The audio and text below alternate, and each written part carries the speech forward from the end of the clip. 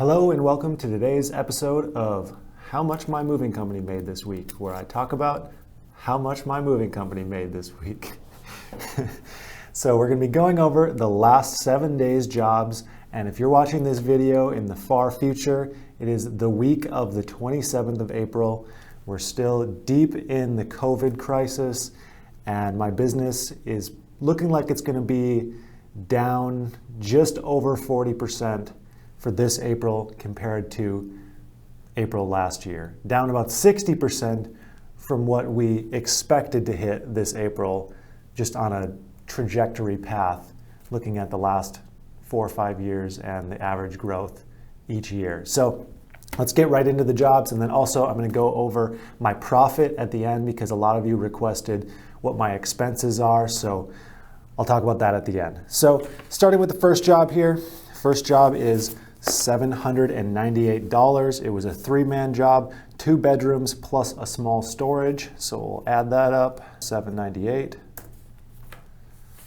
The next one was $770, a 2-man job, 2 bedroom with multiple pickups. Those are always nice because they just take longer on the clock. No matter what, you're going to get that extra half hour of just drive time. That's billable time. That one was $770.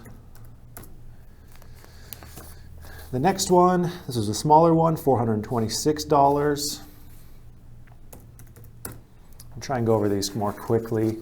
If there's anything that you guys want me to talk about that'd be more engaging, stories about the jobs or about the week, or maybe what's going on exactly here, or my ideas or something like that, feel free to comment those below. This is going to be an evolving concept. I want it to be as interesting and as valuable as possible for everyone watching. Next one was a 3-man job, 2,100 square feet. So those are always nice to get, $1,360. We love jobs over 1,000. Next job was $685, a 2-man job, 5.5 hours. Add that up, $685. The next one is a 2-man job. Now this was a unique one. 2 men, 13.5 hours. Normally that wouldn't happen, but the case here was it was a senior living home. They would not allow more than 2 guys, and they had rules in place where they could only allow 1 worker in at a time. So this job took forever, and we felt bad, so we gave her a discount even, and it still ended up to be $1,565. It's chaotic when things like that happen, and at the new place there was a super long walk. A 4 or 5 minute walk can easily translate into several hours on top of a job. So, I mean, it's good to get jobs like that, but the circumstances weren't the greatest. So that was $1,565. All right, next job, here's another small one, $355. Next one, another smaller one, $560. I guess that one's not super small. Our average job year end is just over $600. It's like $650. Next job, $494.25.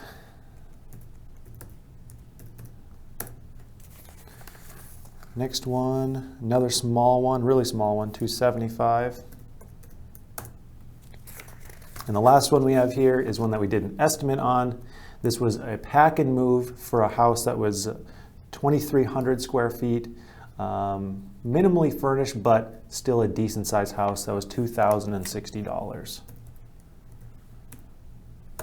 So altogether this week, we're looking at $9,348.25.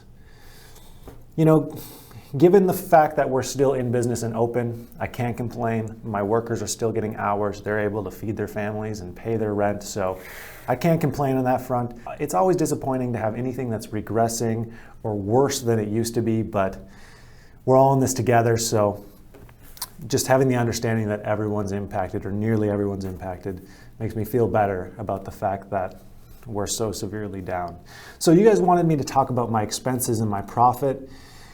And the reason I didn't include it in the first one is it's a lot more complicated and nuanced than here's the wages for the guys, here's my profit kind of thing. So I'm going to try and make this as simple as possible because we really could get down to the nitty-gritty as to, one-time costs throughout the year that are divided across, each week that could, take $5 out of a week.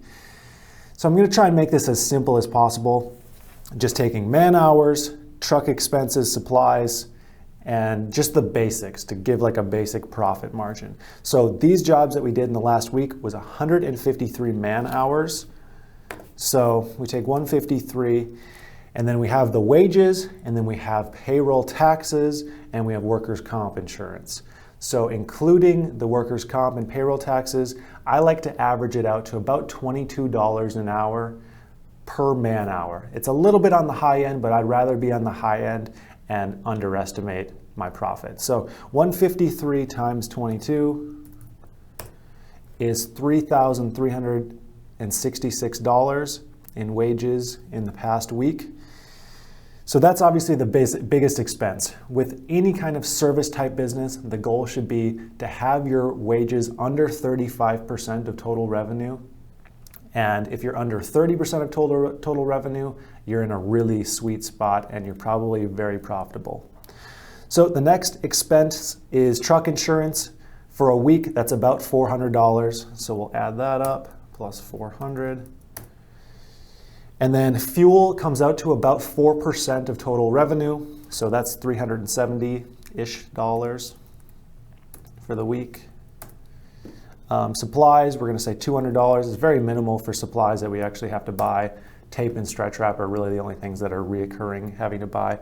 But that's where the nuances get in. Do I count the dolly that I bought 2 months ago and divide it? So I'm just making this as simple as possible. We're going to say miscellaneous expenses, $250, just for random things. Now we're at $4,586, which comes out to my profit margin, which is about 50%, just making it as simple as possible. Now, we could take out some more things, like I own my trucks outright, so I don't have any truck payments. If I did, that could easily be another $1,000 a week. So then we'd be looking at about $3,586. My warehouse is technically owned and paid for by my storage company.